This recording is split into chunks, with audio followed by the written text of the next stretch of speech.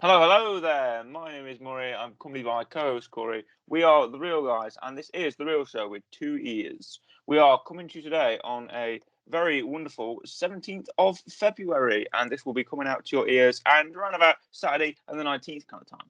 So, however, you can find us on all your places you get your podcasts. That's Amazon, Google, and Apple Podcasts. Anywhere you get your podcasts, you can find us. You can listen to us. We're there, and you can also contact us at the Real Show on Twitter at the Real Show FM and on Instagram at Real Show FM as well.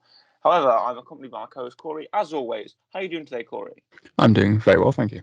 Excellent, nice to hear it.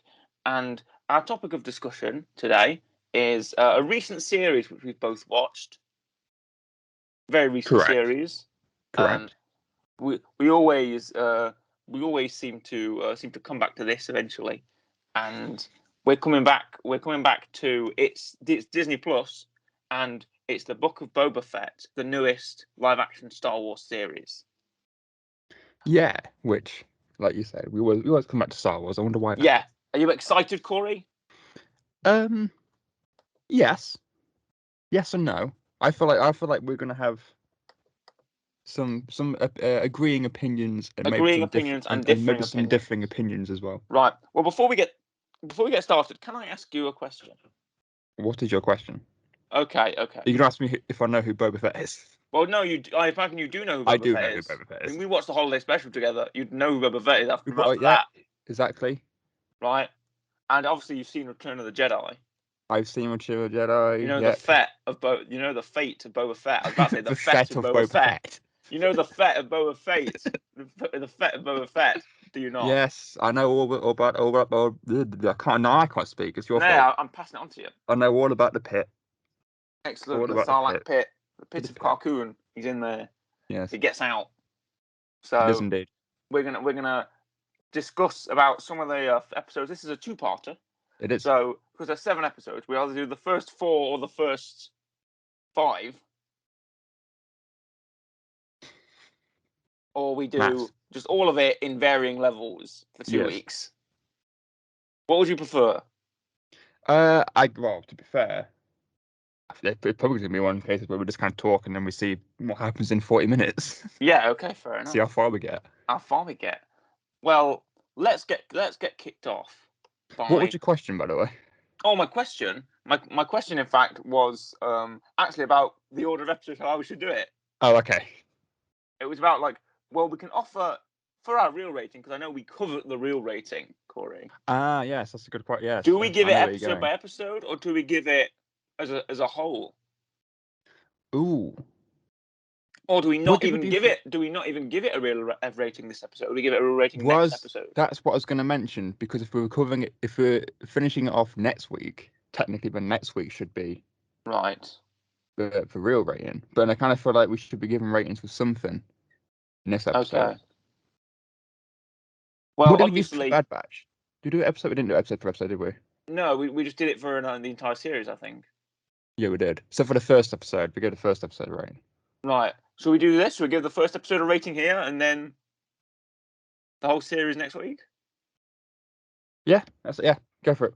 Okay, sure. Well, to kick things off, this began actually at the end of Mandalorian season 2, if you can remember. Yes, which is a great start for me. It is, because you haven't seen Mandalorian season 2. No, which is going to be a recurring theme with my review of this. Right. Well, in the end of Mandalorian season 2, we see that Boba Fett had returned to Tatooine after we realise that he survived in Mandalorian season 2. He returns to Tatooine. He goes to Jabba's palace. Bib Fortuna is there, and he goes with Fennec Shand, his sort of assassin companion, and she takes out the guards, and Fett walks in his armor, and and Bib Fortuna is like, "Oh, Boba, I'm so glad you're back," and Boba just shoots him in the chest and throws him off the throne and takes the throne back. So he owns Jabba's palace, or Boba's palace now, and Fennec sort of takes a seat beside him, and they're going to become he's the new crime boss of Tatooine. Okay. And this is a story about him. For the first 5 episodes, even though I don't think so. The first 4 episodes, and this is to be a story about Boba Fett. So and it definitely was for the early goings. Now I'm sure next week we'll talk about the sort of change the series embarks on. Yes. But for the first 4 episodes, I thought it was a very nice contained story about Boba Fett. And for the first episode, episode 1, Stranger in a Strange Land, chapter 1, I should call it, directed by Robert Rodriguez, who's, Spy Kids. Are you a fan of Robert Rodriguez? I think all I've seen is Spy Kids. You've seen Spy Kids? I have seen Spy. I think I've Have seen you Spy seen Kids. Shark Boy and Lava Girl? No. Okay. Well, Is it that's also Spy him. Kids I'm thinking of? Yeah, Spy Kids. Is that a thing with the giant thumbs, or is that something else? I can't really answer that question. I don't know. There are giant Is it thumbs like in Spy Flew with Kids. the There might Madman be. Help Us Save Us? Is that Spy Kids? Maybe. I don't know. I've not seen Spy Kids in a while. I'm gonna have to Google this now. Okay. Well, I'll just keep talking. Yes, keep talking. We have this episode. Jon Favreau returns for writing, and it was released on December 29th, 2021. And I remember watching it. I remember having a very good time. The first thing we get is Boba Fett. He's escaping from the Sarlacc. Oh, I guess his hand comes out. That's a very famous sort of art piece, I believe. I am thinking of the right thing. Okay. It is for giant thumbs. Okay, good. Giant thumbs in Spy Kids. Yes. Right. So we have Boba Fett. He's escaping from the Sarlacc pit that swallowed him like 5 years ago in Return of the Jedi. And boy, he comes out. He's Star Wars crawling. fashion. Yep. He's Everyone survives. Yep. That's a rule in Star Wars. The rule in Star Wars often is if you don't see the dead body, they're not dead. We're not dead. Yeah. If you don't see them get so obviously killed that they must be dead. Yeah. Then they aren't dead. It's always like going down a hole though. Like Darth Maul goes down a hole, he's alive. Yeah. Emperor goes down a hole. Emperor goes down a hole, he's alive. He's alive. Yeah. I think when you go down a hole in Star Wars, you're pretty much all right. Yeah, you're fine. As far as I can tell. So Boba Fett escapes from the hole. He comes out from the Sarlacc pit, and immediately he's just robbed by Jawas. Yes. Because that has to happen for Cobb Vanth to get. You don't understand, but Cobb Vanth had Boba Fett's armor. Right. But Cobb Vanth is a character from The Mandalorian season 2 and a character from the Aftermath books before then, from the novels, who turned up in Mandalorian season 2 and has Boba Fett's armor because he bought it from the Jawas. Right. So the Jawas have to take off Boba Fett's armor. They just strip him of his armor and run away, and then he's taken by the Tusken Raiders. So both indigenous species of Tatooine take him. And the Tuskens come. What it reminded me of. Do you remember, Battlefront 2 2005? The original one. Yeah, when you play Jawas versus Tusken Raiders. Yes. On Mos Eisley, I remember that. The Jawas would have rail guns, like electricity guns, right? Wouldn't they? They'd have like electricity guns, and the Tusken Raiders would have their slug thrower sniper rifles. Yes. And you'd do Tusken Raiders versus Jawas. That's what it reminded me of. Anyway. The Tusken Raiders take him on their Banthas, and they ride in single file to hide their numbers, you see. So you never know how many Tusken Raiders there are. So they're carrying him to the camp, and then we find out that 5 years later, after Boba Fett has taken Jabba's palace, he's in the Bacta tank, and you know what a Bacta tank is? It's like the healing water, Yes. Luke's in one in Empire Strikes Back. He is. You can have like Bacta packs that like heal you. You can have Bacta spray that heals you as well. It's like a healing, healing water. Anyway, Fett's in the Bacta tank, and Fennec Shand, who is his sort of assassin, played by Ming-Na Wen, who does a great job here, by the way. Everyone's on real top form. Yeah. And I'm a big Ming-Na Wen fan. She just never ages, that woman, I will give it that. The casting in this is very good. Yeah, very good casting. So they're receiving tributes from the local crime bosses. Klatooinian, I say Klatooinian, but Klatooinian is often the pronunciation of it. He's the guy with the big like fleshy folds on his face, Yeah. The Klatooinian, the Aqualish, who is from A New Hope. They're from A New Hope. They're an original species, the Aqualish. They're also from. Are they from the? I think they're in the prequel somewhere. I don't know. I think there's like an Aqualish on the Separatist Council or something like that. So there is actually Poe Nudo is his name. I remembered his name. His name's Poe Nudo. He's on the Separatist Council. He's an Aqualish. Testing your Star Wars knowledge here. Yeah, exactly. And the Aqualish are also in this series, and they're the crime bosses as well. And then we have the Trandoshans. I was like, oh, let me tell you something. When I saw that Trandoshan guy, I was like, I was thinking they could do two things with this, because those Trandoshan suits look really good, don't they? Yes. Yes. Lizard Fantastic. heads. They look fantastic. They have the practical effects second to none. So I We've saw that mentioned this Trandoshan before dude. with our love of practical effects. Yeah, exactly. We have a big love of practical effects here on the Roo Show. So I saw those Trandoshan suits and I thought, wow, you know what they could do with those? They could get Bosk in this. Right? True. Because with those amazing Trandoshan suits, the eyes move, you can see the teeth, moving around. And like the mouth's moving really well with the words. And I'm like, wow, that's so cool. You could really have Bosk. You could do Bosk really easily in this. Mm. You just take one of those Trandoshan suits, make him a bit taller, put him in a yellow jumpsuit, give him a gun. He's Bosk. That's all you need, right? That's all you need. But unfortunately, Bosk never shows up. Spoilers. We never get Bosk. I'm kind of surprised by that, to be honest. I am as well. I was dead surprised. We never get any of bar from like a couple. We never get any sort of original series bounty hunters. We don't get any Dengar. We don't get any Bosk. We don't get any. I think IG-88, Forlom, and Zuckus are all dead at this point in time. Yeah. So we wouldn't really get them. Bosk was on the sail barge when it exploded, apparently. Well, he was in Return of the Jedi. He was in Return of the Jedi and he was on the sail barge. We don't know whether that was Bosk or that was just a Trandoshan. But yeah, it looked like Bosk. So people are saying it's Bosk.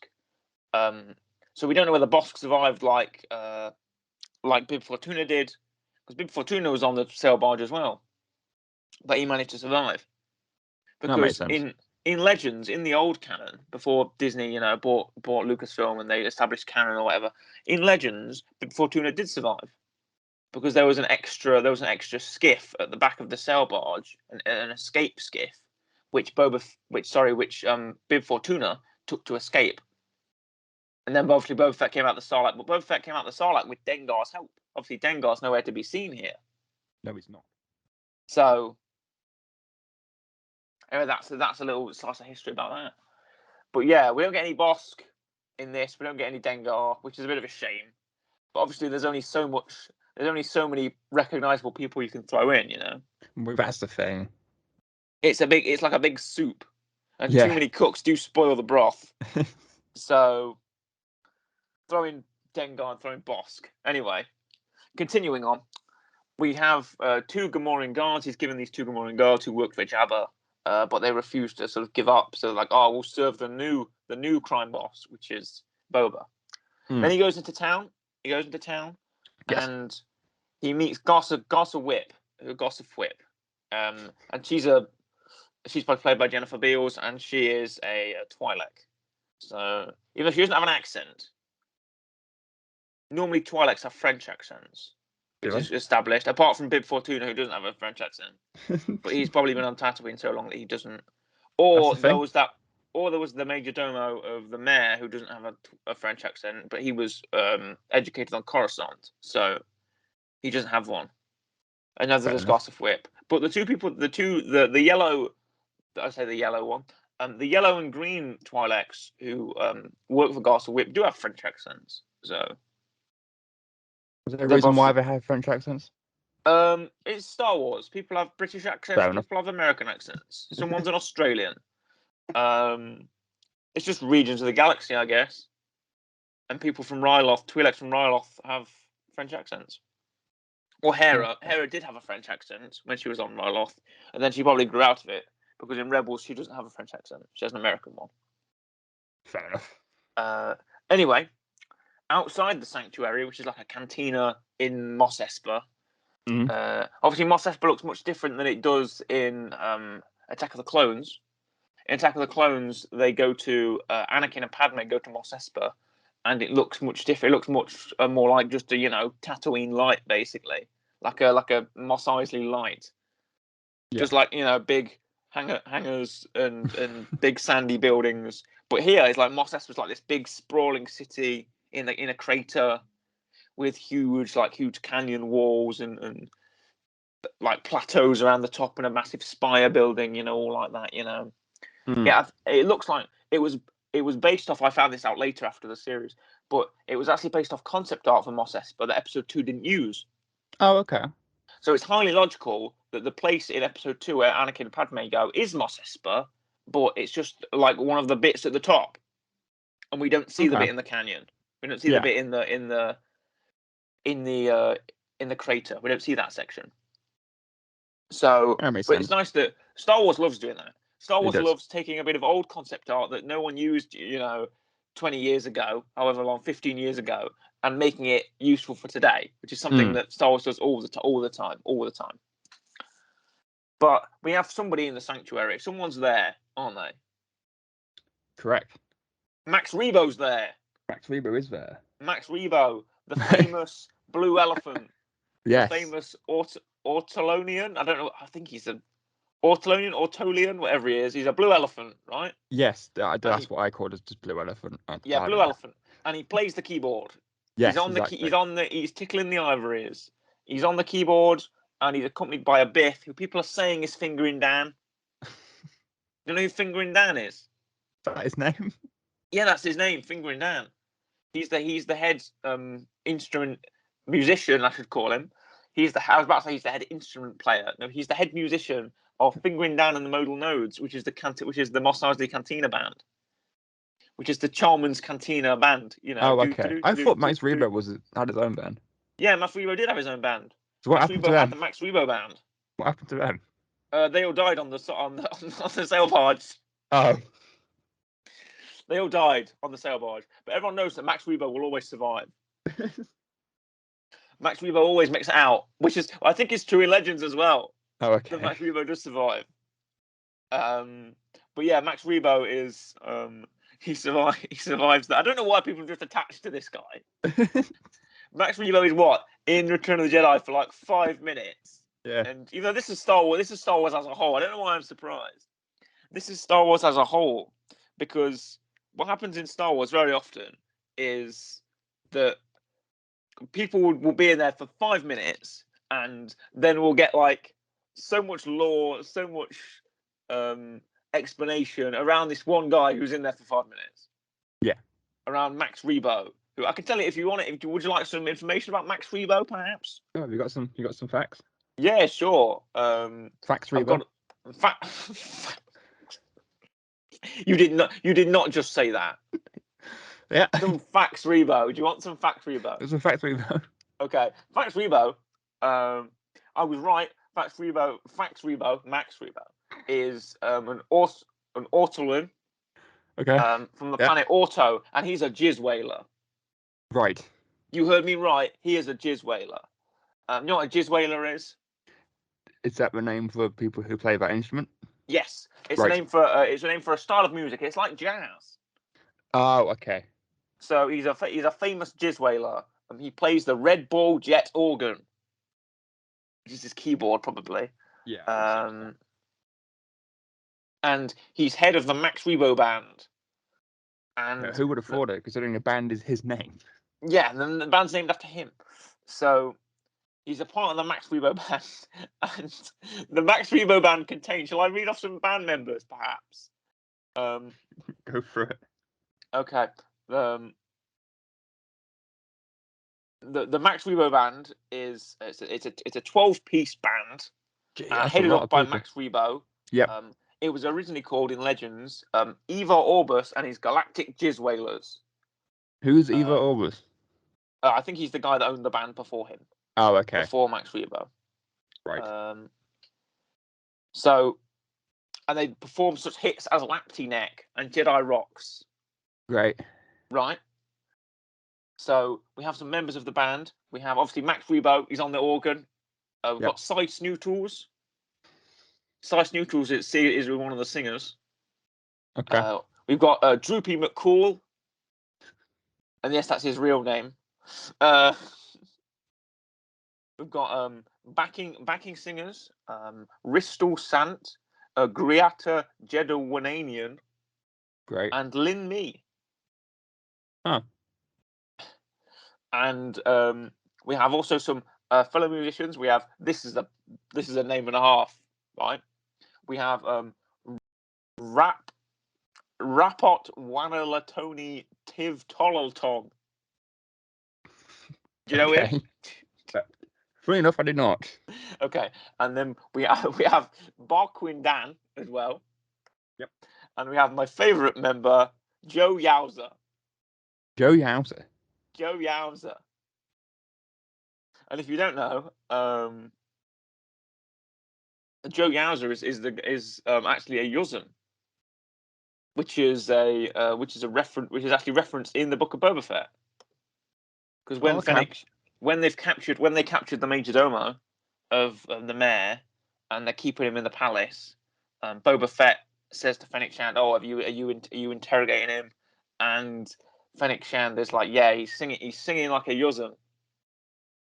And a Yuzum is what Joe Yowza is, and Joe Yowza is a singer. So, however, Yuzum is not to be confused with Yuzum, right? Which is a different species. Great. There's Yuzem and Yuzum. Thank you, Star Wars.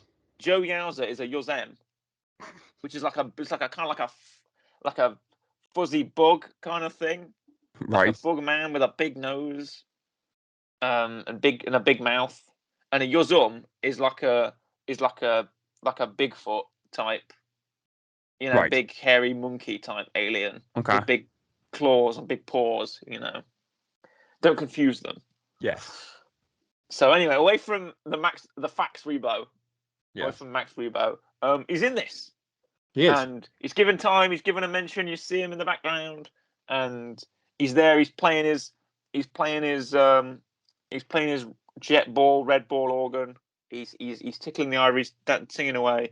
And they play a remix of the of Mad About Me, which is the Cantina song. They play it in sort of a high key at the start. Nice. And if you notice, unfortunately, spoilers, everybody. Obviously, this video will contain spoilers. We should probably say spoilers. Yes. Spoilers. When the sanctuary is blown up by the Pike Syndicates, Max Rebo isn't there, so he does survive. So I don't know. Maybe he knew the whole entire time. He's like the Star Wars equivalent of like Mothman. Mothman. Yeah, you know Mothman, don't you? What, Mothman? The creepypasta. Well, the whatever it's called. The crypto. Yes. Well, like he appears, and then whether he appears, danger happens. Oh, nice. Okay. That's what Max Rebo is. Whether Max Rebo is, at some point, it's gonna like blow up or something's gonna happen. Yeah. But he won't be there. He's like cursed. Yeah, he won't be there. Something bad will happen, but he won't be there. No.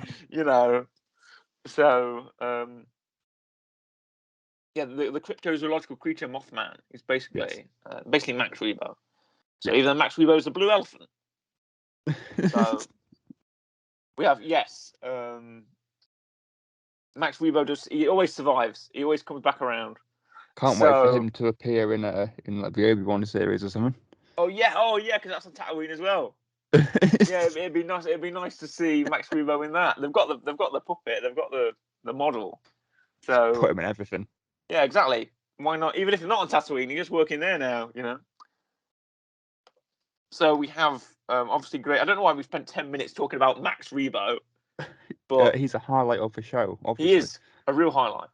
So then across episode 1, of the series, they take their helmets to clean them, the people in the sanctuary, and they fill up Boba's helmets full of coins. Yes. So obviously he can't use it when the fight comes around. When the fight comes around, they're ambushed by mercenaries, by assassins, and Fennec Shand does a bit of parkour, does a bit of kung fu, karate, and manages to take out the assassins, take them out. And Boba also rockets the guy, and the man explodes, which I thought was cool. It's like how Darth Vader says to Boba Fett in Empire Strikes Back, he says, no disintegrations. And Boba Fett says, as you wish. But then we can see why Boba Fett can disintegrate people with his rockets. Disintegration rockets. And we also see the Mandalorian has a pulse rifle that can disintegrate people. So Mandalorian's good at that. But anyway, Boba gets a bit hurt during the fight, and his Gamorreans take him off to the Bacta tank to heal him up. And then So we get periods of flashbacks throughout the first 3 or 4 episodes. Yeah. We get periods of flashbacks where we see Boba Fett with his Tusken Raider family, with the people who capture him, because he goes out like one of the young Tusken Raiders takes him out to the desert where he sees some Nikto aliens stealing some water from people and riding away on speeder bikes, right? Yes. So they see that, and then they're digging for things called black melons, which have been seen in canon before. They were in the comics, I think, and they have water in them. They have like valuable, liquids in them or whatever. And Boba has to like dig for them with this Rhodian guy who's voiced by Sam Witwer, who voices Darth Maul in the Clone Wars and voiced him in Solo. So nice to see. And also that Rhodian model has been in everything. I don't know whether that's the same Rhodian from The Mandalorian, because there was an orange Rhodian in that as well. But I think that orange Rhodian was the same one in Solo. But that orange Rhodian got killed by the Mandalorian. She got pulse rifled. I mean, it's probably the same one. Don't know, but that Rhodian's dead. It'll be the same model. It's have a different It's name. the same model, yeah. It's the same practical model, but it might be a different orange Rhodian. Anyway, while they're digging, they get attacked by a big sand creature who's called the Behemoth. That's its name. I initially thought it was a young crate dragon, but crate dragons don't look like that. Of course, yes. Same Dragon, wavelength. Crate dragons are just long sort of dragon. It didn't look like a dragon either. I didn't think it looked like a big centaur under the sand. Yeah. With 6 arms. It walks on 2 sets of arms and has 2 arms for picking up people. Nice. It attacks the Tusken Raiders and it attacks Boba, but Boba manages to use his fighting skills and take it out with a chain. And then he cuts off its head, and then the little Tusken Raider carries it into the camp. Everyone's proud of him, which I thought was a good moment, because I think this is still established in canon, but to like become a Tusken Raider man, a Tusken Raider boy must like slay a beast, like a crate dragon or something. So I think that's seen as like a rite of passage. It's very much similar to the story. I say similar, kind of, to the story of the Minotaur. That's what I got from this, anyway. Did you? Well, go on. Continue. Well, the guy goes and then he rips his head off. That's what he does with the Minotaur, and then he's triumphant. However, the story of the Minotaur ends with the guy's dad dying because he doesn't change a flag. But oh well. Boba Fett's dad is dead. We don't get any. Oh. It would have been nice to see Django in this. Yes. We see Camino quite a bit. It's been a good year for Camino. Because Camino's turned up in Bad Batch. True. Camino had a lot of good time in Bad Batch, and now Camino's in this. So it's a good year for Camino. Then we get to see young Boba Fett as well in a flashback. Because whenever Boba's in the Bacta tank, we see flashbacks of his time with the Tuskens. Yes. And we also see flashbacks of him on Camino, watching the Slave One fly away, Jango Fett's Slave One.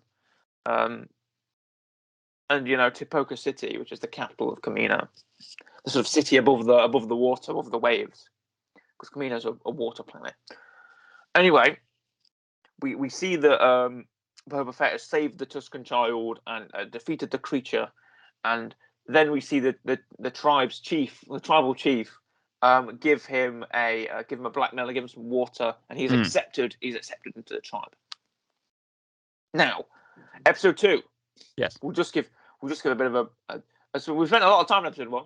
We did. Brief recap of episode 2. I failed to mention that in episode 1, we meet the mayor of Mos Espa, who's Mok Shays, who is oh god, why is this species name eludes me? Ithorian, that's it. He's an Ithorian. There you go. He's an Ithorian who's like a hammerhead, Yes. He's got a big head, big neck with a big hammerhead. And he's an Ithorian, and he used the translator. That's from the Clone Wars. That technology from the Clone Wars. A translator, which is sort of fused to his sort of neck flaps, and can translate his voice into like a sort of a robotic voice translator. Okay. And he's voiced by Robert Rodriguez, who is the director. So we have they meet Mayor Mok Shays, but he sort of turns them away, and he denies that he's hired the assassins, because one of the captured assassin is like, yeah, it was me. I was hired by the mayor. He doesn't stand up under interrogation, and then Mayor Mokshay says, no, it's not me, and says, oh, you might want to go to the sanctuary because Garsa Whip might know. But anyway, they go to Garsa Whip, and Garsa Whip says, oh, the Hutts have returned. It's the twins who are Jabba's cousins. They've come back from now Hutta, which is the planet where the Hutts are from. Right. And they've come to they want claim to Jabba's territory. Makes sense. They come and there's this whole thing about Boba Fett not arriving with like a litter of people. Boba Fett not arriving with like an entourage. Yes. Because Boba Fett is like, he's the new crime boss, but he's not adhering to the crime boss ways. Like, he's not turning up on a big what do you call that thing? When you have people carry you. Oh, I know what you mean. Yeah, he's not turning up on that. Yeah, that thing. He's not turning up on one of them, and people know what we mean. People are like, you're on the shoulders of people who are carrying you on like a big chair, Yes. He doesn't arrive on one of them, and people are like, oh, you're not following the classic, the way of which we're accustomed to, to sort of bow our heads to the Hutts, who always go around like that, And Boba Fett's like, no, I'm not that kind of crime boss. I want to rule with respect. It's called a palanquin, apparently. Nice, a palanquin. You don't go around on a palanquin, And that's not a Star Wars thing. That's just a real life thing. Yes. Anyway, that's just what it's called. Anyway, we have the twins turn up. By the way, great CGI. Yeah, that's amazing. Yeah. I thought they looked really, really good. Much better than sort of the sort of CGI pancake mess that is Jabba the Hutt in A New Hope. They look really, really good. They speak Huttese they use words that Jabba uses, so they are, because I feel like Huttese is like a language now. Yeah. Because they use similar words to what Jabba uses in like Return of the Jedi and A New Hope.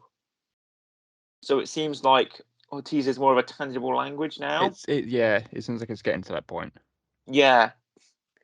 Because in episode 3, I think, episode 3, episode 4, whenever the twins turn back up, one of the twins used because they send their Wookiee bounty hunter, Black Chrysanthemum. Yes. To assassinate Boba, and when they apologize, one of I think the pink one says, "Oh yeah, sorry, we said Chrysanthemum to kill you," and the word for kill is the same one as Jabba uses in A New Hope when Han Solo kills Greedo. Yeah, to be fair, we probably had. Yeah, like a Huttese. They're probably meaning to use it more and just not got a chance to use it. Yeah, fair enough. Like a dialect kind of thing. Yeah. Anyway, the twins look great. Really good CGI on them. They're really disgusting, which is good for Hutts. Yes. I actually thought they were conjoined. That's why they're called twins. But I feel like, no, they are separate. They're just wrapped around each other. Yes. Like his tail is around her back, and she's got her tail around his front, kind of thing. They're kind of together. They're kind of like, I'm doing like a diagram with my hands, but you can't really see it. They're kind of like sectioned together. Even though when I first saw them, I thought they were like conjoined. That's why they were called the twins, because they were conjoined. I thought, wow, that's a really interesting concept for a Hutt. In fact, there's two of them, and they're kind of stuck on the same body. Yeah. But no, apparently that's not. They are separate. They just go around together. Yes. Yeah. Anyway, and also I feel like all the Hutts are related anyway. So, there's Gardula the Hutt, who's probably alive at this point, and she's like Jabba's aunt, I think, or something like that. Or cousin. I think. I don't know why I'm saying like I'm going to give you an answer. Yeah, like you're going to give me an answer that's the correct answer to what I've said. But the twins arrive and they're like, "Oh, we want Jabba's territory, and we want to take over." And Boba Fett's like, "No, I'm not. You can't intimidate me." And then Black Chrysanthemum comes out, who is he's a bad Wookiee. He's from the comics as well. He's from the Darth Vader comics. This is, I think, the first comic character to make the transfer to jump to live action. I'll take your word on that. Okay. And he's cool, isn't he? He's a big hairy black Wookiee. He's got a big rifle. He's got some cool armor. He's a real standout in this series. He is a real standout. We like Black Chrysanthemum. And also, more eyes on him. Good for him. Yes. He was kind of a sort of. He wasn't known as much before this. Like, sure, maybe Star Wars character, but he's in the new canon, and people probably know. Someone who's familiar with the comics would know who Black Chrysanthemum is. But now, like, he's in a highly rated series on a big platform. I mean, so this it's nice is the to see first Black time Chrysanthemum getting the exposure. It's the first time I've heard of him. Yeah, but it's nice to see him getting the exposure. Now, and obviously Black Chrysanthemum turns up. He's got his eyebrow, and he's like, "Oh, I'm going to scare you, Boba Fett." Boba Fett's like, "Oh no, I'm not scared of you because they've actually worked together. Boba Fett has actually worked with Black Chrysanthemum in the comics before, so they kind of know each other already. That's why Boba Fett, calls him a gladiator, because he knows that Black Chrysanthemum was previously a gladiator before he became a bounty hunter. So, and Black Chrysanthemum is a mad claw, is what you'd call, because Wookiee society is inherently quite pacifistic. They'll only defend themselves if they have to. Yes. So, which is what the Battle of Kashyyyk was all about. But anyway, Wookiees have claws, but they're not supposed to expose them because it's against Wookiee tradition to do so. Nice. But Black Chrysanthemum does expose his claws, so he was declared a mad claw and exiled from Wookiee culture. That's how he became a gladiator, and eventually a bounty hunter. Okay. So Black Chrysanthemum is what we call a mad claw. So, or a wild claw, whatever it's called. Anyway, he uses claws. You're not supposed to do that in Wookiee society. Yes. So, and he sounds good as well. They give him some like Chewbacca noises, which we know. Yeah, it makes sense. Some sort of new noises where he sounds like new roars and new sort of shouts and stuff, and that's good to hear as well. Apart from the classic, Wookiee noises like kind of noise, Nice. That's an awful impression of Chewbacca. I can do better, but not today. Then we have Fett back in the back to tank. He remembers how to use his gaffy stick. And if you don't know what a gaffy stick is, it is it's the long sort of pike weapon that the Tuscans used to fight with. And he takes a tree. Is this one where they give him the dream? Or there you go. Yeah, they give him a lizard. The lizard goes up into his mouth, into his nose, and then he has a vision of being trapped in a tree in water, and he has to break off a branch, and he uses the branch to turn into his gaffy stick. Yes. But then the dream's real because he goes off into the desert. Yeah. And then he comes back with the branch, and the chieftain is like, now you must make your gaffy stick. And he crafts it, and that's what he has in The Mandalorian. In The Mandalorian Season 2, Boba Fett turns up out of nowhere with a cycle rifle and a gaffy stick in Tusken Raider robes, and we don't know why. So obviously, this is why this is the story. Yeah. So, and he's fighting stormtroopers with his gaffy stick with some efficiency. On Tython, where him and Fennec Shand are kind of trying to protect Grogu, trying to protect the child, while Mandalorian sort of makes his way up to the child to sort of rescue him. We see Boba and Fennec fighting stormtroopers, and Boba is swinging his gaffy stick around, and he's knocking out stormtroopers, breaking the faces. He's really effective with that thing. So like, how do we know? How did he learn how to use that? So initially, the explanation at the time was just Boba Fett's good with any weapon. Now it is we know he was trained by the Tuscans to use it. So anyway, that's the first 2 episodes. And in episode 3, I think we might. I don't know how short we are for time, but we'll see. Episode 3. Out of the first 2 episodes, which one did you like the best? I'll say.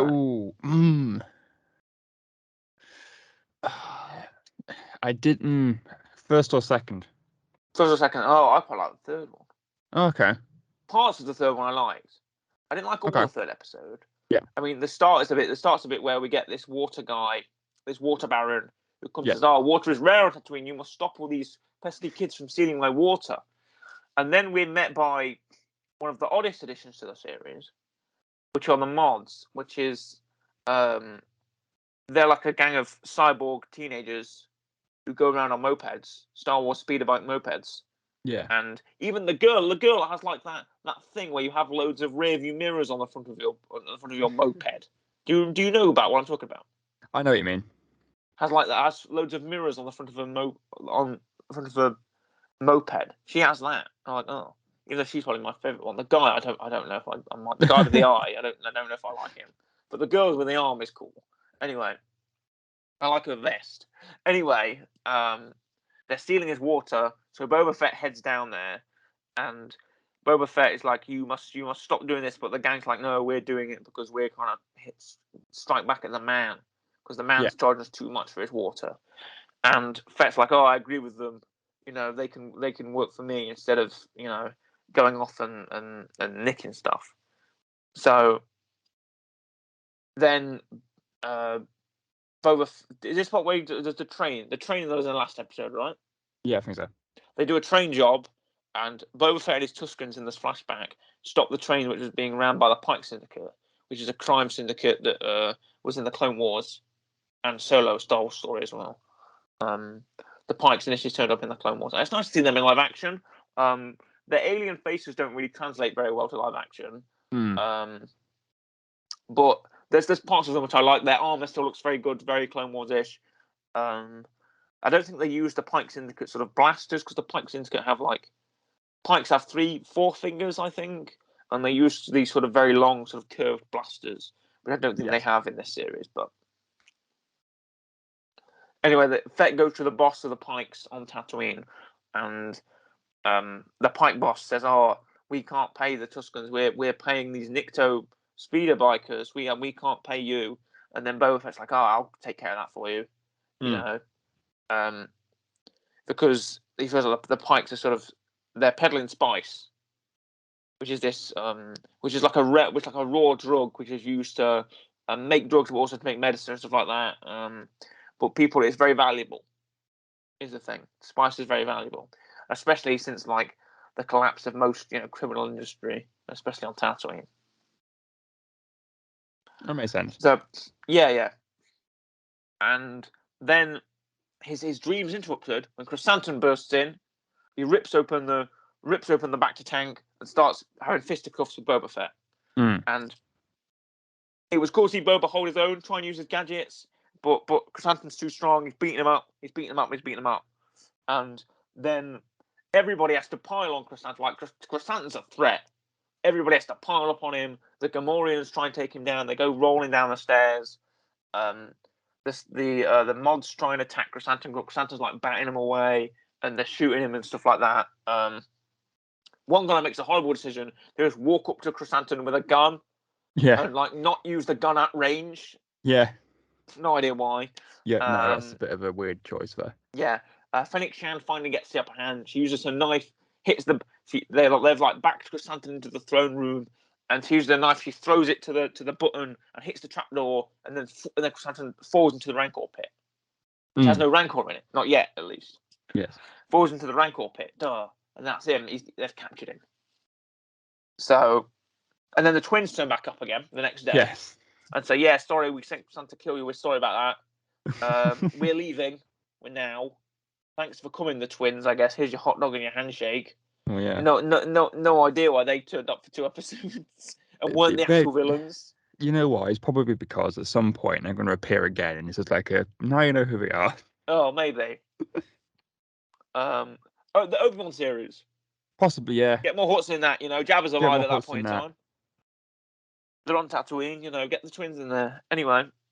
So that's actually a very good point. Actually, why were they in there so little? Probably because they're going to be in something else. Yeah, good a baby in there as well. Yeah, sure. So what happened to him? What?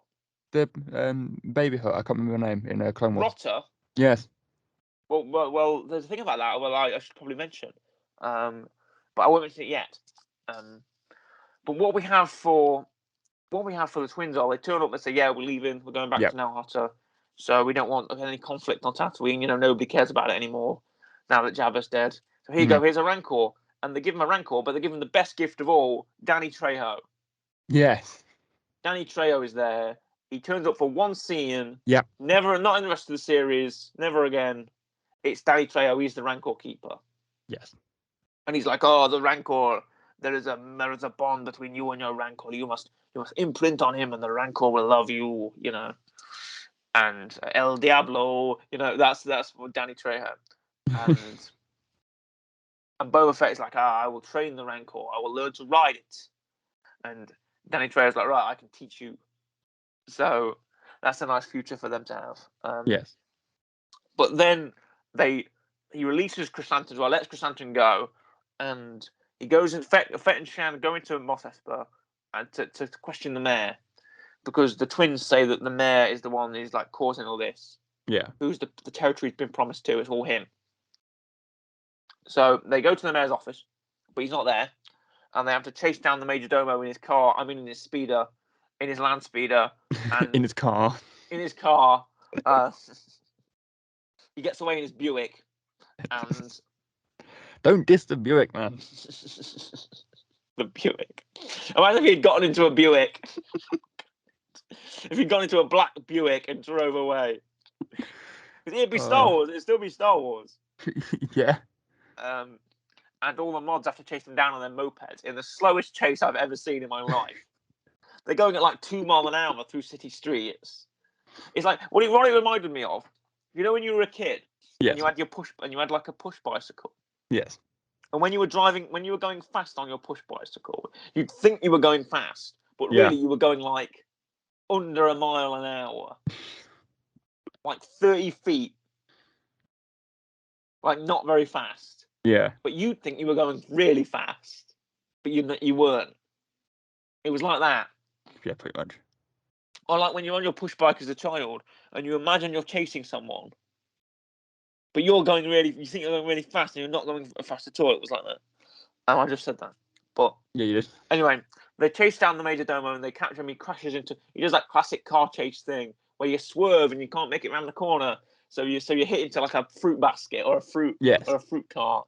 He smashes into some Meiluron fruit from Star Wars Rebels, and he's captured by Boba Fett. But then we see the Pikes are sort of arming up. The Pikes are taking control. So the major domo reveals that the Mok Shaiz is working with the Pike Syndicate, and then the Pikes arrive in force. And Fett decides we've got to prepare for an attack. The Pikes are going to strike back. So then that's episode 3. Yes. Thoughts so far on the series? Where were you at this point? I mean, I thought it was good. I thought it was enjoyable. Mm-hmm. This is probably I think the first 3-4 episodes is probably the high point for me. Really? I think. Nice. No, I was enjoying it. I thought it was good. Normally, I'm not a big advocate of flashbacks, but I thought at least this time around it was used somewhat well. Yeah, they're telling a good story with the flashbacks, and we'll come to the conclusion of that. We'll come to the conclusion of that next. Yes. But for now, it is time for our weekly wrap. I think let's suspend the real rating for next week. Why not? Yeah, it makes sense. Let's suspend the rating for next week. Sorry, folks, we're not going to real rating any episode this week. We'll give you an entire series rating next week. But I bet you're wondering. I bet you're going to ask me, Murray. What is your weekly rec? What is our weekly rec? The weekly rec this week, I was actually going to make it Book of Boba Fett, one of the episodes. Oh, okay. I was going to do a self-referential one, but I thought no, I probably shouldn't.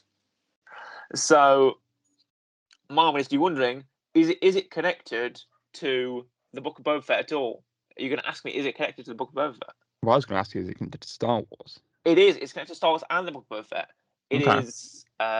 If you're wondering what it is in fact. I've got a choice here. I've got a choice of a couple. Initially, I wanted to make it Star Wars related. Yeah. But then I thought, oh, should I? Oh, I don't know. But then I thought, oh, I probably should. Yeah. So I've decided to make it. It's a video game. It's in the reign of Star Wars Battlefront 2. It's not Star Wars Battlefront 2. It is Star Wars Republic Commando. Okay. From 2005. Interesting. And it stars Tamura Morrison, Boba Fett, as Delta 38 Republic Commando himself. Right. So I was wondering if there was a connection, and it's about Delta Squad, an elite Republic Commando team from Attack of the Clones to Revenge of the Sith. Right. Okay. taking them through the Battle of Geonosis, the Battle of Kashyyyk, all the classic battles of the Clone Wars, and you play a Republic commando. Meanwhile, while the battle's going on in the film, you're playing like a secret mission to like capture something or take out a target, you know. Yeah. And you're a unit of Republic commandos who are like the best type of clone trooper, you know. So that is my weekly rec. It is Star Wars Republic Commando. I'm going to give it a firm 9 out of 10 reels. Very nice. Great game on your PS2. I think that's a PS3 copy. I think you might be able to play it. I think there's a remastered version for PS4 now as well. There is a remastered version on PS4. I've just searched it up. Oh, nice. Cool. Can you play it? I should. I believe there's a remastered version on PS4, and again, we mentioned this a couple weeks ago. I think. Don't quote me on this. I think it's on PS Now. If you have PS Now.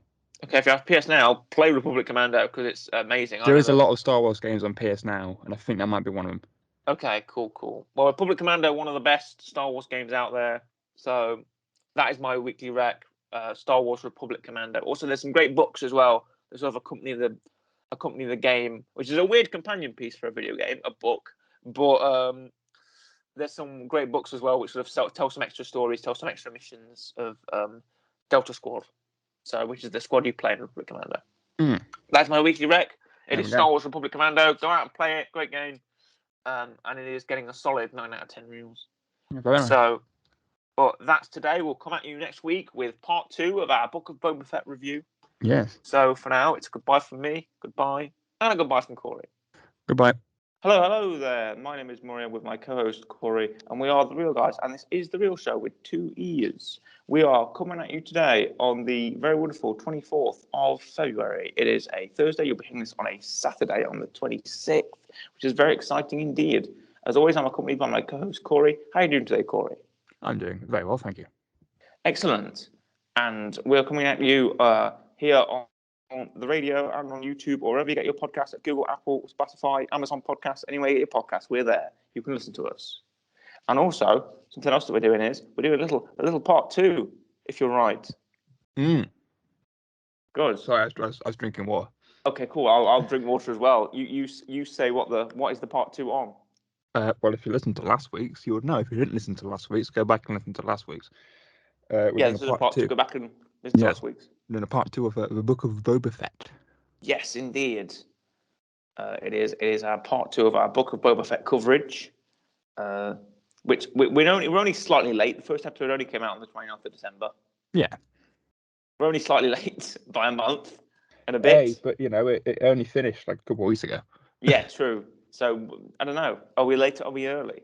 Who knows? But let's get into it. I was actually up. I was up last night watching some review content on this.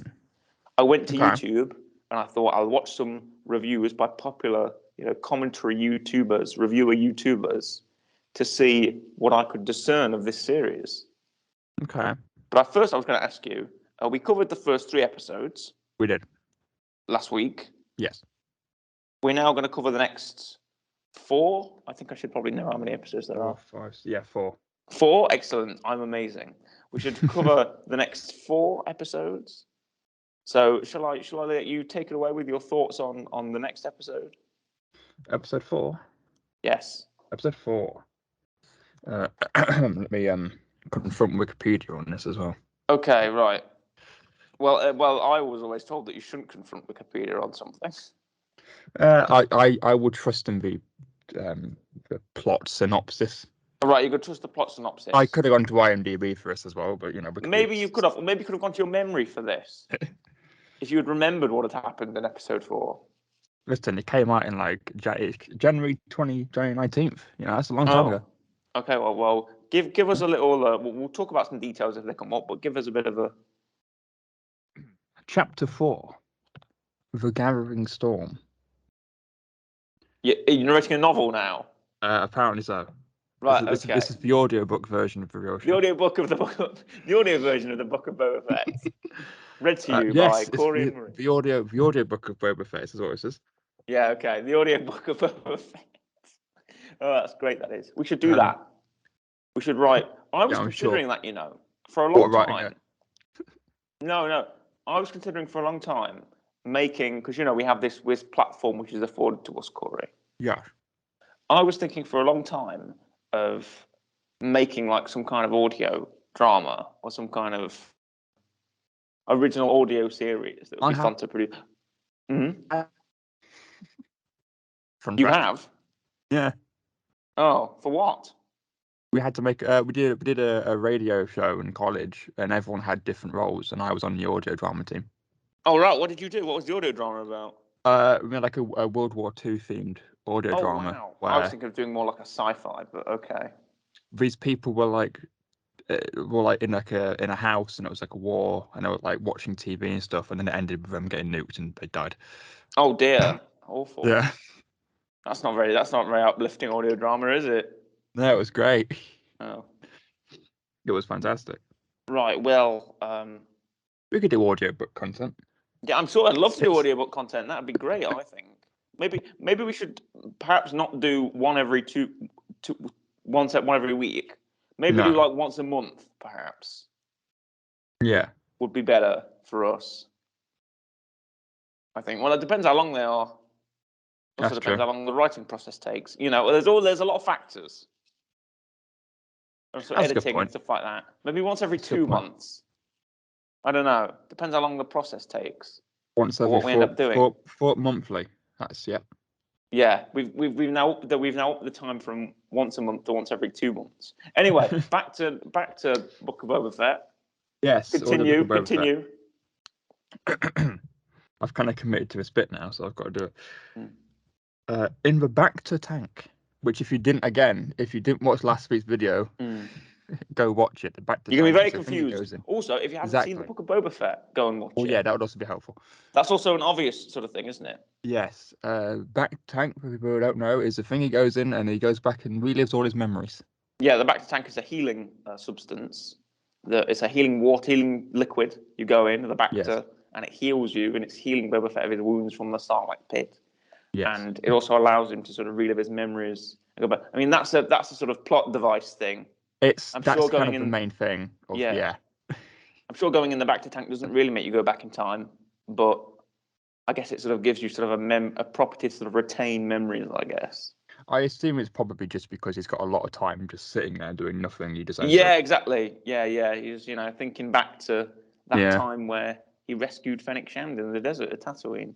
Exactly, or this time where he remembers trying to reclaim his fire spray gunship, which does have a name, by the way. Does it have a name? You don't know the name of Boba Fett's ship? On Wikipedia, it's just called fire spray gunship. Well, yeah. Well, what's its name though? I can't remember. Tell me you don't know the name of Boba Fett's ship. Don't look it up. You can't look it up. Guess. What do you think the name is? The thing is, I know I've heard it before. Yes, yeah, I know you've heard it before. Probably from me. Do you know what's also really annoying? What? I've been playing a lot of Star Wars Battlefront 2 recently. Oh, it's in that. It's in it. It's in that, and I swear it's called its name. It's called its name as well. It might be. The thing is, I never play as heroes, so I don't play as ships and stuff. Oh, it is. It's called its name as well. I know it is. I know it's called what its name is.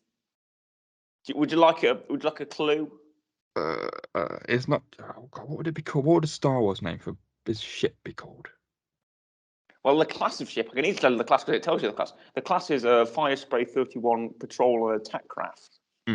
It's the name of it. It's called a gunship because it's sort of like a very heavy. It's got very powerful engines and a lot of firepower, so it's classed as a gunship. But its actual class is a Fire Spray 31. It's not. I think when you say I think I know what it is. I think for some reason I thought the name of the ship was the class of the ship. Right. It's Slave One, isn't it? It is Slave One. You're right. Ding, ding, ding. Well done. You thought the Slave One was the name of the class? Yeah. No, the class is Fire Spray 31 patrol attack craft. But its name is Slave One, which they don't say in this. No idea why. Boba Fett doesn't say Slave One, but he just calls it by its class, which I guess is fine. Yeah. And then, so they go back to Jabba's palace, now ruled by Bib Fortuna, who survived. He survived in Legends as well, by the way. There was a That's good. skiff. There was an emergency skiff at the back of the sail barge that he used to get away, and they used to sort of survive. And he does the same in canon. That's established. Wonder if he got taught by Max Rebo. Maybe if he did, maybe he and Max Rebo escaped together. Yeah. Maybe they were the only two survivors, and Bosk probably. Yeah. Because Bosk was on the sail barge too.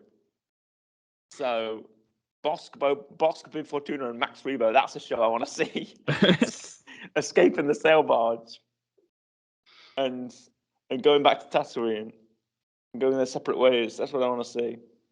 Max Rebo goes to the bar to play. I'd love to see hear a fan reaction of if they announced that was a show and just see everyone kind of probably get really annoyed. Bib Fortuna goes to Jabba's palace and Bosk just heads off back into the galaxy.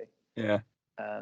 Anyway, they head back they take out the guards, they take out the Nikto guards and the Gamorreans and whatever, and they get back to the Slave One. I'm going to call it the Slave One, by the way. I'm not going to call it the Fire Space. It's fine. We've established what it is. Yeah, we've established what its name is. I'm going to call it the Slave One for the purposes of this.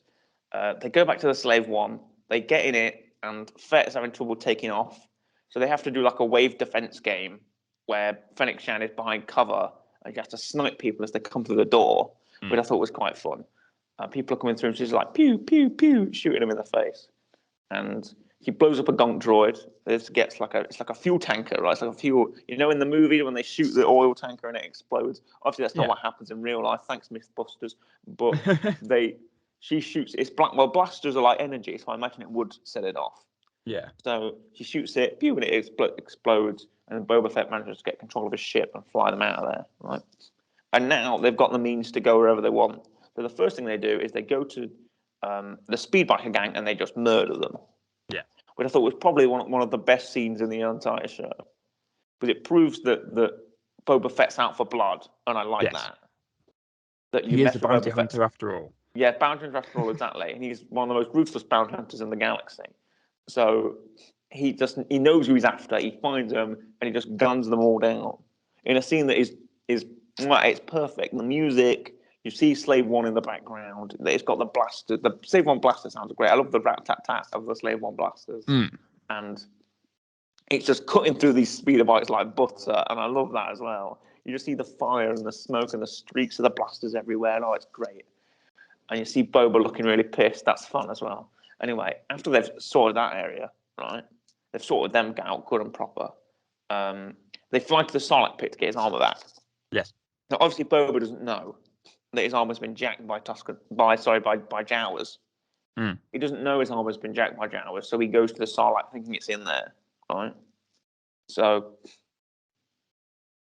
they hover over the Sarlacc and they go down into it. And obviously, I didn't realize how far the Slave One can go down into the Sarlacc. It's a big ship. I mean, yeah, it is. Maybe they just put the front bit in it. I don't know. And we know that there's a slight retcon here. Did you know what the retcon is? I think I've seen it, as in I've seen people talking about it, but I didn't venture into it. And I'll see if you're right. Well, some people spoke about. What was it? I think one was to do with how his armor was gone in the first place, but that was fixed. It's not that. It's not to do with his armor. That was in an earlier episode. And then one was how he actually got the bullet in his helmet, which was Cad Bane. Yep. We'll get on to him. Who appears. Yes. Like he always does. I can't think of what the other one was. It's the Sarlacc pit. Oh, is it? Because the Sarlacc pit has a beak. Right. The Sarlacc pit did not have a beak in pre-2011 special editions of the original trilogy. Okay. The beak was added in post. Right. So people have problems with the Sarlacc's beak. And when Boba Fett initially returns to the Sarlacc does not have a beak. Yes. So people are wondering, where's the beak gone? Right. Is the beak no longer a part of the Sarlacc? Where's the beak, effectively? Okay. However, the Sarlacc does have a beak. The beak can retract. Anyway, Boba Fett, they nuke the Sarlacc, effectively, is what they do. They hit it with a seismic charge, bam, and they kill it. Yes. So the Great Pit of Carkoon is now dead, and Boba Fett gets out his ship, goes into the Sarlacc, but doesn't find his armor. No. So then we get a small scene in the present of Chrysanthemum fighting some Trandoshans in the bar, and Boba Fett being fully healed now. I'm sure that droid was voiced by Dave Filoni. Possibly. It sounded like him. I mean, that's where all the cameos come in. Yeah, effectively. And Fett turns up at the bar and says, "Hey, Chrysanthemum, come and work with me." And Chrysanthemum's like, "All right," because Chrysanthemum sort of saved it. They sort of didn't kill him and let him go. So he's repaying his debt now. And now they've got a cool Wookiee on the team. Right, episode 5. Yes. Episode 4 ended with Fennec Shan saying, "Oh, we need to get some more muscle into. We need to get some more enforcers, right? Because we're going to be at war with the Pike Syndicate, so we need to hire some backup." And who do they both know that's good at backup? The Mandalorian. Yes. So they bring in Din Djarin, the Mandalorian himself. He turns up in episode 5, and it now becomes the Book of the Mandalorian. Pretty much. Because he's in 3 major episodes, including the finale. And it's now sort of his show. It's kind of like a shared show, I guess. Because Boba's not even in the 5th episode. And he's only in one scene of the 6th, and he has no lines.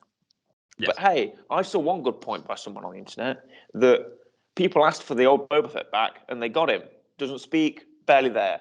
Yeah. True. They got him. They asked for the old Boba Fett, and they got him back. Doesn't talk, not there. Speaking of Boba Fett talking, by the way, a quick side note. What's your opinion, as a guy, as you are, who knows the different changes of Star Wars, what's your opinion on the original Boba Fett voice and then the one we have now? I think Temuera Morrison is vastly superior. Not only for episode 2 Attack of the Clones and for Revenge of the Sith, but also I don't think the original voice worked. I've heard the original voice. I've heard Jason Wingreen's Boba Fett, and I feel like Temuera just adds, especially here, he adds so much to the character now that Temuera Morrison now is Boba Fett. Yeah. I don't think I can accept anyone else's voice. That makes sense. You know, maybe that's just me. I think I grew up with the original trilogy when I was a young lad. I think I grew up with all these changes, like, you know, the Sarlacc's beak and the Ewoks blinking and Boba Fett sounding like Temuera Morrison and not Jason Wingreen, and Jabba the Hutt being a slug man in episode 4 and not a Scottish man in a fur coat. You know. Yeah. Do you know about that? I did not. Jabba the Hutt was in episode 4 was initially just a man. Oh. He was just a dude, a Scottish bloke in a fur coat shouting at Han Solo. Apparently, they were initially going to replace him with a stop motion character. But for early cuts of the film, they just had the dude. Oh, okay. So I remember when I was, strangely enough, I have a weird anecdote that on Halloween, when I was a kid, I was going to a friend's house and I was talking to their dad about Star Wars. Okay. And when we got onto Jabba the Hutt, and this is how first I realised this, we got onto Jabba the Hutt, and he said, and the dad said, "I remember when Jabba the Hutt used to be a person." And I was like, "What?" Because I've never imagined Jabba the Hutt as anything else other than, you know, a big slug, right? Were you thinking? Yeah, you were thinking. Oh, wait a minute. No, like, I was thinking, what, Jabba the Hutt isn't a person? He got like transformed or something. And no, and the dad kept telling me he is. He used to be back in 1977. He used to be a person. And I was like, no, he's not. He never was. He was always a big slug. Yeah. And I was thinking, what was he like a green man? Was he like a green person, like a slug man? What Old green man? Was he like Kermit? You know, I was thinking, was he like a puppet? Was he like a stop motion character? Yeah. I don't believe it, but no, he was literally just a guy. You look it up. That's what I'm doing now. Look up. I wonder what you should look up. That's what I'm trying to. Star Wars Jabba the Hutt 1977. You'll probably find it. 77. You could. There's pictures. Look. Ah, yes. Look, he's just a dude. It's just a man. He's just a man in a fur jacket. But back to the book of Boba Fett. Episode 5 is basically the Mandalorian show. He gets a bounty. He goes back to the Mandalorian Covern on this sort of ring planet with a big ring around it. I think in universe it's called the Halo, which just has to be a reference to the Halo in Halo. I've heard that. Right. But anyway, he goes. It's not Ringo Vinda like I thought it was, or Kuat. I thought it was Ringo Vinda, which is like a big space station that's a ring around an entire planet, but no, it's not. Yeah. That's in the Clone Wars, by the way. Okay. Kuat comes from several sources. It's another planet with a big ring around it, except the big ring is a shipyard. But this didn't look like this didn't look like a shipyard. It looked like just a city, I guess. Yeah. He takes the bounty away, and then we see. I think we get Ishi Tib in that scene as well, like an alien at Ishi Tib that used to get in the original trilogy. Anyway, back to the point. We get the other Mandalorians, the Armorer and Paz Vizsla. Paz Vizsla is voiced by Jon Favreau, by the way, who voiced Pre Vizsla, his ancestor in the Clone Wars. Oh, very nice. And he busts out the Darksaber, the Mandalorian, that he won from Moff Gideon in the finale of season 2 of The Mandalorian, which you didn't see. No, I did not. And I wondered I think I knew you hadn't seen The Mandalorian. I was like, Corey's going to be so confused. Were you confused? I knew bits of The Mandalorian, so I kind of knew what was happening. How confused were you? Little bits. I was like, okay, Mandalorian's here. I was like, I can't know what's going on. I knew he had the Darksaber anyway. Right, okay, cool. I knew that. I didn't fully know what it was until I think I saw something online that explained, because people were like, oh, well, why is it really heavy? And I was like, I didn't even know it was heavy in the first place. And then people explained that it's because it's like it's not connected to him, or it's not got I forgot what it was. Right. Because someone else was using it and they were fine. That wasn't heavy for them. And they're like, well, why is it heavy for him? And I'm like, I don't bloody know. By the way, I love your layman commentary of I don't know why it's heavy. People are saying it is. But the Darksaber has been wielded by many people. Yes. It was created by, Tar Vizsla, who's the first Jedi Mandalorian, right? And then it was wielded by Pre Vizsla, who was his ancestor. Mm-hmm. Then it was wielded by Darth Maul for a bit. Nice. When Darth Maul won it in single combat and executed Pre Vizsla, taking control of Death Watch. To be fair, if anyone was going to control the Darksaber, Darth Maul would just seem like a good candidate. Person. Yeah.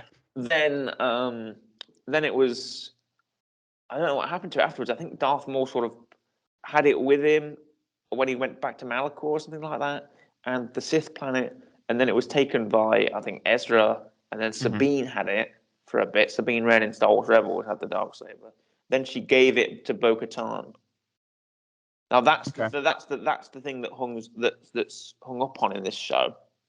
When Mandalorian asks the Armorer, it was given. It was Bo-Katan had it, but now she can't have it back. Why is that? And the Armorer's like, well, it was given to her. She didn't win it in combat, which is the Mandalorian way to win it in combat. So technically, Darth Maul is still Darth Maul has been the ruler of Mandalore for quite some time, up until Moff Gideon, I think. Yeah. Because I think Moff Gideon beat Bo-Katan in combat. So that means that Moff Gideon was the ruler of Mandalore, but now it's the Mandalorian. Yeah, fitting. So Bo-Katan never really had the Darksaber. She had it in real life. She used it. Yeah. She possessed it, but she did not have the right to use it by a Mandalorian tradition. Yes. So technically, Sabine didn't have it either. So back to the show. We're given a nice flashback of what's called the Night of 1,000 Tears, which is when the Empire destroyed Sondari, which is the capital of the Mandalore. You know that dome city? Yeah. That's Sondari. That's the capital of Mandalore. That was destroyed by TIE bombers in the TIE bombers' first appearance since, I think, Empire Strikes Back in live action. Very nice. Wait, no, or Return of the Jedi. I think it's one of the two. We've never seen a TIE bomber until now in live action since 1983, 1982, which is amazing. I am kind of surprised by that. Oh, do you like? Are you a fan of the TIE bomber? I am. I'm a fan of the TIE class in general, to be honest. Yeah, you're right. I'm a fan of the TIE. I'm gonna look at the TIE bomber just to remind myself. What a great ship! Nice. I like a TIE bomber. I do. It's got the little got the bomb pod on the next to it. It drops proton bombs. Oh, cool. It was in Rebels. It was in Rebels for a bit, but that's animation. Yeah. I do like the TIE bomber. Anyway, we get back to episode 5, and he tries to fight Paz Vizsla because Paz Vizsla says, "Oh, the dark saber's been in my family. I deserve to it." So they have a ritual combat, and he's not beaten. Wait, no, he's got Paz Vizsla beaten. Right, he's got him to beat him, but he's not going to submit. Yeah. So then the armorer is like, "Have you taken off?" Because that's the rule if you don't remove your helmet. Right. Yes, I heard about this. Now, somebody asked me, "What if someone sees you with your helmet off, and you don't? Do you have to kill them?" And I was like, "Well, the thing with that is, I think if it's taken off by someone else, then you're disgraced. Yeah. I think if someone sees you with it off, it might not count. But of course, if you kill them, then I think you're in the clear." Well, yeah. So the rules are a bit. I know. I think the rules are a bit sketchy on that. Possibly. Do they have to, if they've seen you with your helmet off, though, do they have to like prove that you had your helmet off? Well, I don't know. It's your word against theirs. Is that exactly? Is there like some weird court where this happened? The Mandalorian court. Where you go, have you removed your helmet? I saw him with his helmet off. Is that what you made him? Objection. He hasn't. I have a holographic picture. Oh no, it's got a hollow image of me. But here and there, the Mandalorian has removed his helmet. Yes. He took it off in season 2, so he cannot answer the question. The armorer is like, "Answer the question," and he can't do it. So he has to say, "I have removed my helmet," and the armorer says, "Well, you're not a Mandalorian anymore. Leave, traitor. Yes. You've disgraced our religion. You've disgraced the way."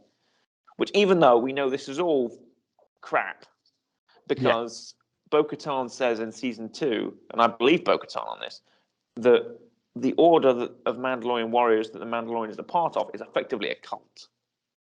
He's a part of a sect called the Watch, who uphold the ancient Mandalorian way of before the New Republic, before the Republic. So that means that they, can't remove their helmet and they have to rely on all this sort of weaponry, stuff like that. So effectively, you've been kicked out of a club that isn't very cool. Yeah. You've been kicked out of a religious cult, which I'd say is probably a good thing. That means you don't have to uphold to their religious values anymore. So he leaves, and he's been kicked out, and he goes back. However, he has got some cool new stuff. He's reforged the spear, the Beskar spear that he got from season 2, into something else for his little pal Grogu. Then the Mandalorian decides to take a public transport, a Starliner over to Tatooine to meet with Peli Motto from The Mandalorian season 2, which of course you wouldn't have known about because you haven't seen it. No. And she has a new ship for him, the Razor Crest, which again you don't know, got destroyed in season 2. It got blown up by Moff Gideon's light cruiser, blew it up with an orbital bombardment, and it's been destroyed. But Mandalorian's looking for a new ship, for a new ride. And Peli Motto says he's got a new ship for him. And Mandalorian's like, "Oh, great. Is it a Razor Crest?" He's like, "No. It's a Naboo N1 starfighter." Yes, I saw that. Yeah, which is a new... Well, you did because you watched the series. It's a new ship, and it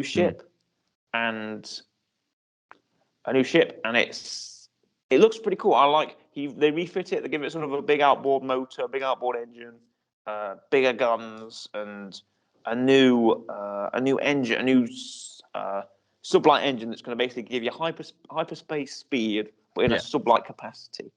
Yeah. And you use the big, and you can give the flick the switch and hit the button, and then you go zoom in super fast. Right. Your speed. Okay. Yes. He takes it out for a test flight. He's briefly held up by the New Republic, by the cops, who flag him down, and it's Captain Carson Teva from The Mandalorian. You recognise him? Yeah. From season Fine. 2. It's the guy with the old guy with the beard. Yeah. Again, it's one of the things where I'm like, I've seen your face before. Yeah, that's Captain Carson Teva from The Mandalorian season 2. Yes. One of the New Republic officers. Mm-hmm. And the other guy is actually Luke Skywalker's like face model. Yeah. The other X-Wing pilot is actually the guy that does the CG for Luke Skywalker, which I thought was cool. And they fly off and they leave him to it. You know, he checks out. Yeah. Well, no. Well, he bails. He hits the sublight speeders and zooms away. And then the captain's like, oh, you know, we'll let this one fly because we don't want to go after him. You know, it's a waste of our resources. We don't want to file the paperwork for it. Well, yeah. So they leave him. And then end of the episode, Fennec Shand pops up and says, "Hey, we've got a job for you. It's Boba Fett." And then Mando's like, "Oh yeah, I'll help him out, but I don't want to take the money."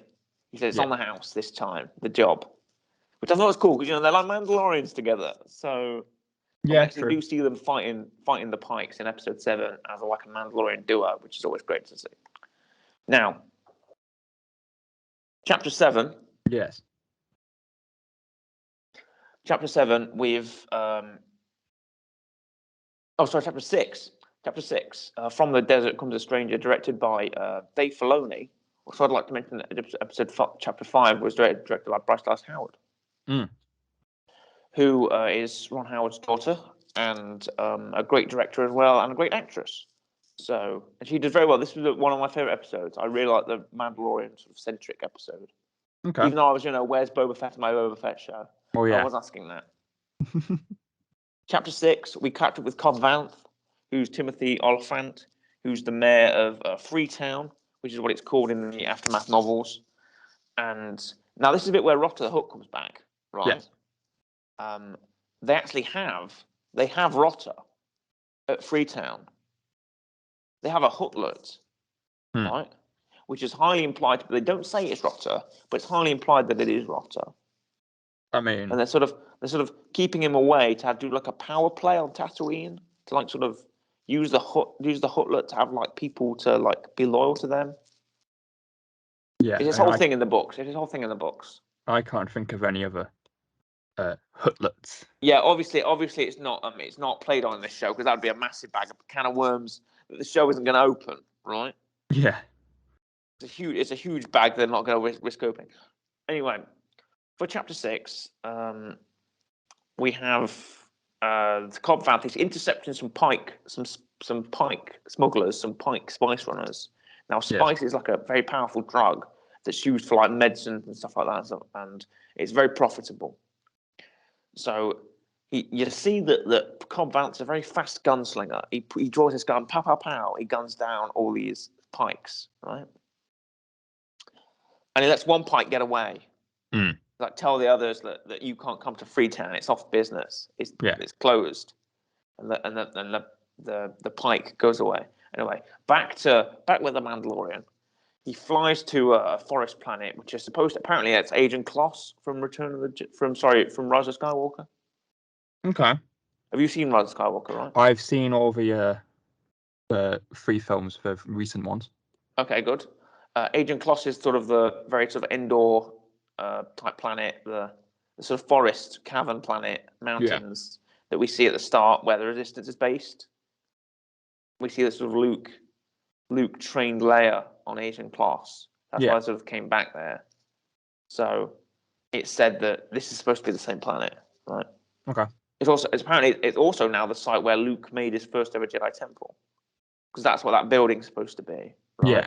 That all the sort of ant type droids, sort of very large insect droids, are building that temple. I honestly thought when the rock came up, I thought, oh, they're floating the rocks, and no, it was just a droid carrying the rock. Luke has enlisted the help of these army of droids. So I think it's probably R2 is what it's going to say. Yeah. Because R2-D2 is in this episode. He is. And so is Ahsoka Tano. It's like, well, Ahsoka was a shock. Ahsoka was like, oh, wow, I didn't expect to see Ahsoka. Yeah. Didn't expect to see Luke, in fact. True. But no, Luke Skywalker is in this episode, and he looks great. The CGI is much improved. It's If you better. saw him, yeah, I in the saw from the, Mandalorian, yeah.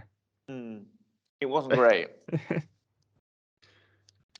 It's like they plastered Mark Hamill's face onto some dude. Yeah. But now he actually looks like he could be. Obviously, they don't have him speaking very much. No. They don't have his lips move. All his lines are kind of off screen. But you don't see his mouth move very much when he's saying them. Like he'll have a short line. He'll say a short line. Yeah. But he'll have a sort of a longer line when someone else is on camera, right? So the Mandalorian has a gift. He has like a chainmail, like little shirt for Grogu to protect him with some Mandalorian armor made out of Beskar. But Luke is trying to train Grogu to become a Jedi, train him in the ways of the Force. Yes. Now, blah blah blah, things happen. We get a flashback to the Jedi Temple on Coruscant. Order 66 is happening, and Grogu is witnessing sort of the death of the Jedi. These 3 Jedi gunned down by 501st troopers, who are voiced by Tamara Morrison, which is cool. Nice. And Din Djarin has to travel back. The Mandalorian has to travel back to Tatooine, to Jabba's palace, to see what the situation is. Yeah. And Fennec is like, we need troopers, we need some foot soldiers. And Mandalorian's like, I know a guy. I'm going to head to Freetown to help. Cobb Vanth is going to help us. I need you to lead a garrison of men into battle. And Cobb Vanth's like, oh, I don't know about this Boba Fett character, but if he wants our help, we can help him out, right? And then the Mandalorian leaves. He leaves to go back to Boba, and then we get Cad Bane arrives on the scene. And what do you think about Cad Bane? Oh, I love Cad Bane. You're a fan of Cad Bane? Big fan of Cad Bane. Big fan of Clone Wars. Clone Wars Cad Bane specifically. Clone Wars Cad Bane. He's also been in The Bad Batch. He was. Which I think we mentioned last time, the fact that he just keeps coming back all the time. We did. Cad Bane keeps popping up. You know what? I say more to it. More power to Cad Bane. He's got the cowboy hat. He's voiced by Corey Burton. He looked great. I don't know what people's bloody issue was. I thought he looked good with him. I saw him and thought, yeah, that looks like Cad Bane. Yeah. It does not look like Cad Bane. If he was green and had like 3 eyes, maybe it wouldn't look like Cad Bane. But that looks like Cad Bane. He's blue. He's got a Duros face. He's got red eyes. He's in the coat. He's in the gunslinger outfit. He's got the boots. He's got the hat. He looks like Cad Bane. He's got the breath, like the breathalyzer thing that he wears. I'm sure that's got a name, but it will do. I just don't know what it is. Well, I know what it does. It prevents him from being force choked. Yeah. It's like his sort of breathing apparatus. Because everything that Cad Bane does is to counter the abilities of a Jedi. Because Cad Bane's like this anti-Jedi bounty hunter, right? So he's got rocket boots so he can keep up with them. He can fly. He's got loads of like fast twitch weaponry. Like he's got like a darts and flamethrowers and stuff. He's got like burst fire blaster pistols and things like that. He's got the breathing apparatus so he can't be like force choked or whatever, you know. It's basically everything to counter what Jedi come to the table with, right? Yeah. That's why he has all that. Anyway, and obviously Cad Bane, and also everyone knows that Cad Bane's a fast gunslinger, right? Yes. Everyone knows that Cad Bane's the fastest gun in the galaxy. You can't outshoot Cad Bane, right? In a gunfight. So Cobb Vanth tries to draw his gun. This is like Deputy, who's just an idiot. You see him and you think you're not surviving long. This new deputy gets him killed. Cobb Vanth takes a shot to the shoulder. The deputy gets gunned down by Cad Bane, and Cad Bane just walks off again. He doesn't even like. He walks everywhere. Yeah. You know, he walked to Freetown from like Mos Espa or wherever. You know, does he have a ship? Maybe he just parked his ship over the horizon and started to walk there for dramatic effect. Yeah, good. He's a dramatic guy, Cad Bane. And then he just leaves. Yeah. So, and then we have the Pikes turn up at the bar and blow up the bar with a bomb and killing Darth Whip and all the people in the bar except for Max Rebo. Yeah. Because Max Rebo wasn't there. Oh, yeah. They have a specific shot showing the fact that Max Rebo's chair is empty. Well, there's a droid in there. There's a droid playing the drums, and Max Rebo isn't there on the keyboard, right? So we know Max Rebo's alive. He lives to fight another day. Then he lives to play another day. Then we have Luke in the final scene. Luke says to Grogu, "You can become a Jedi and use Yoda's lightsaber, or you can become a Mandalorian and use the Mandalorian's gift." Right? What choice do you make? I like how Luke doesn't choose a side. Luke doesn't say, "Oh, become a Jedi or you die." You know, Luke is a peaceful, servant of the Force. He's a Jedi master, and he says you can choose the lightsaber way, or you will choose the Mandalorian way. You can't be the same. You can't be both. Even though I think if Tar Vizsla can do it, I'm sure Grogu can do it as well. But yeah, true. That's for bigger Star Wars minds than myself. Now, back to Chapter 7. We have R2-D2 just takes Grogu. Obviously, Grogu's made his choice. He wants to be with Mando. Fair enough. Yep. So Grogu just flies him back home, flies him back to Tatooine, leaves him there. R2-D2 can obviously fly the X-Wing by himself, which has been shown before. So he can fly Y-Wings by himself. Yes. So he flies. There's an episode of the Clone Wars where him and C-3PO are going like an adventure. And C-3PO is sat in this Y-Wing cockpit, like upside down, like he's fallen into it or whatever. And R2-D2 is just flying the Y-Wing. So then we see, this is the finale now. Then we see Cad Bane turns up with his pikes in tow. He's working for the pikes. And he's like, he said, I'm not going to do my Cad Bane impression because it's disastrous. And also, I've got a bit of a sore throat. So I'm not going to try it. Maybe it'll help, though. Maybe this might help. But he's like, Boba Fett, you better get out of here. And then Boba Fett's like, well, you better leave, And Bane's like, I've got loads of pike people. We're gonna take you down, Boba Fett. And Boba Fett's like, you can't trick me, Cad Bane. I'm not gonna trade with you. I'm not gonna make a deal with you. Even though they've both done horrible stuff. Yes. Like Cad Bane's kidnapped children. Cad Bane's murdered hundreds of Jedi. Cad Bane's killed thousands of people. I mean, Boba Fett's killed loads of people as well. Don't get me wrong, but Boba Fett's trying to make an effort. And the whole point of the series has sort of been with Boba Fett, can he change? Yeah. Then they've captured the mayor's second in command, and they send him out there to negotiate, right, with the Pikes because Bane leaves, Cad Bane goes. But we get the realization that the head of the Pikes on Tatooine says to the mayor, who's the Ithorian, Mok Shays, and Cad Bane, the Pikes killed all the Tusken Raiders. It was actually them. It wasn't the speed bikers. They just did it because the speed bikers owed them money, and they wanted to get the speed bikers dead. So they knew that Boba Fett was working with the Tusken Raiders. So they killed all the Tusken Raiders while Boba Fett was away. Yeah. And they blamed it on the speed bikers. That way, Boba Fett just kills all the speed bikers, and they get to save money, which is I don't know. It's a nice business proposition. Anyway, they're smart. I will give the Pikes that. Well, yeah. Then they send the Major Domo out to negotiate because the Major Domo was raised on Coruscant and is fluent in 6 million forms of communication or whatever he says. Then he decides to go out, and they use it as a distraction. Boba Fett and the Mandalorian pop out, and they do some shooting, do some fighting. Boba Fett uses his rockets, his wrist rockets. Watch those wrist rockets. His knee rockets from his knee darts, from his knee pads, and he uses his backpack rocket as well. And Mandalorian uses his whistling birds, his missiles from his hand, and he's using his jetpack rocket as well, and he's using his blaster pistol and the Darksaber. I think he busts out the Darksaber, doesn't he? I honestly can't. He gives the Darksaber a go, I think. Yeah, I think he does. And they've stationed their people around the city, and the mods, the droid cyborgs are getting ambushed by the Aqualish. Basically, all the families have turned on them.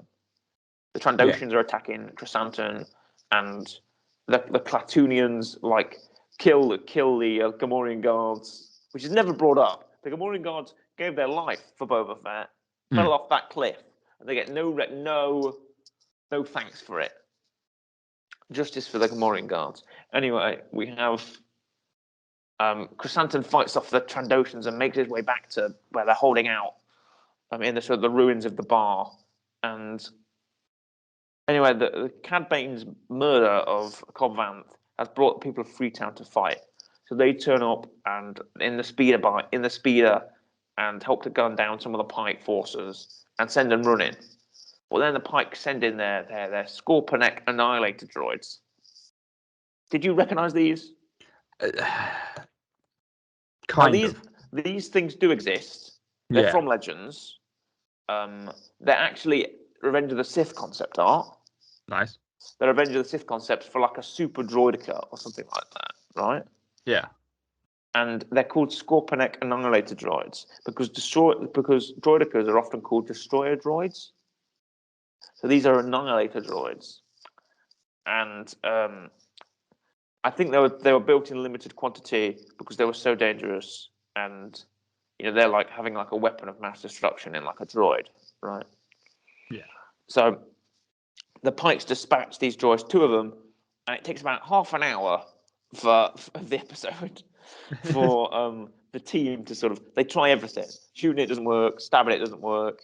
Yeah. But still they keep shooting it and stabbing it. Like, I mean, surely you'd learn after the first couple of times. The shields are holding. They're shielded. They're ray shielded. They have shield generators. So they keep shooting at it, and the Mandalorian can't use his darksaber. But the trick is, I keep yawning. The trick is that you have to have something slow to get through it, because the force deflects. Because the force shield deflects high velocity attacks, right? Then what happens next is Boba Fett like jets away. He flies off. He says, "I'm going to go and get reinforcements." He flies away, and it's up to the team, Chrysanthemum, the mods, and the Mandalorian to try and take on these Scorpionic droids. But they're outgunned. They're outgunned, and they're overpowered. Yeah. And then Boba Fett turns up, and what does he turn up with? So Boba rocks up with his Rancor, uses it to defeat the Scorpionic droids. And a pretty cool fight. It's like a rock'em sock'em robots. They're punching each other, and he uses the gun. He rips off the gun of the droid and smashes it with it, and then he pushes his big Rancor hand into the droid's face and crushes it. And then after he's defeated the Annihilator droids, he has to take out Cad Bane, and they have a cool duel, shooting each other, and bit of close quarters combat. But eventually, Boba Fett gets the upper hand, knocks Cad Bane's gun. He uses his gaffy stick and stabs Cad Bane, and injures him, wounds him, kills him. Yeah. I think he's dead. I'm happy saying he's dead. Don't bring him back. Don't bring him back. Right. Then the Rancor is sort of rampaging around. It's very angry. And it's up to Grogu. Grogu uses his force powers to sort of calm the Rancor.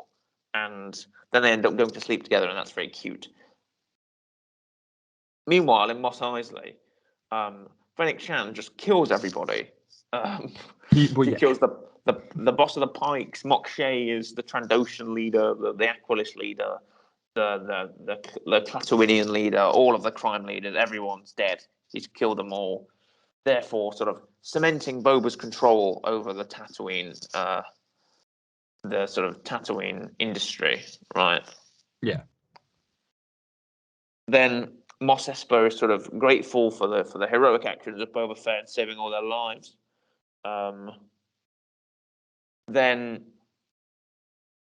we see Din Djarin and Grogu fly away to Mandalorian Season 3. Off they go in their new M1 starfighter, the Naboo starfighter. Then we get seeing Cobb Vanth. He has been killed by Bane, but he's being brought back to life in the Bacta tank as a cyborg by Thundercat, the cyborg mechanic. And that's the book of Boba Fett. It is. Would you like? I'm gonna go straight for the real rating. Hit me. Overall, because we said we initially said we'd go episode by episode, but I think we came to the conclusion at the end of part 1 that we do overall. I will give it a I'm torn between either a 7.5 or an 8. I'm going to go 8. Okay, I'll go 7.5. Right. I think that's fair enough. Yeah. It has its good, it has its bads. Chapter 5 and 6, despite being good, focus on the Mandalorian, I think, far too much. I think that's why, for me, it's a 7.5. If you've seen Mandalorian, it's probably a bit better. But also, if you're someone like me who hasn't seen it and didn't realise you had to see it. I feel like episode 4 could have been episode 1, just as a note. I feel like chapter 5 could have been episode 1 of The Mandalorian season 3. True. So that way, if people skip Boba Fett thinking it's all about Boba Fett, yeah, they don't realise that, hold on, the Mandalorian's in this. I feel like 20 years from now, when someone wants to watch all of the Star Wars stuff, yes, and they go to the Mandalorian and they watch Mandalorian season 1 and 2, there has to be something that says, "Hey, watch this series about Boba Fett now." Yeah. I think there is. I think the end of season 2 is like an announcement saying Book of Boba Fett, so maybe they'll get the clue. But there's, it's like it was less of a sort of its own thing and more of sort of like a sequel series, I guess. They did kind of say it was kind of like Mandalorian 2.5. That was always what they said. But we thought just because it'd carry on Boba Fett's story, not like it would become the Mandalorian show for 2 episodes. But I don't know whether that's here or there. What do you think? I mean, it was all right as a show. It's pretty good. It kind of, I think, the first few episodes were really good, and then it kind of, at least for me, kind of dropped off in the middle and kind of picked up, I guess, a little bit. But it was all right. I don't dislike it, but I also wouldn't say out of like, I wouldn't say it's big. I wouldn't say it's up there.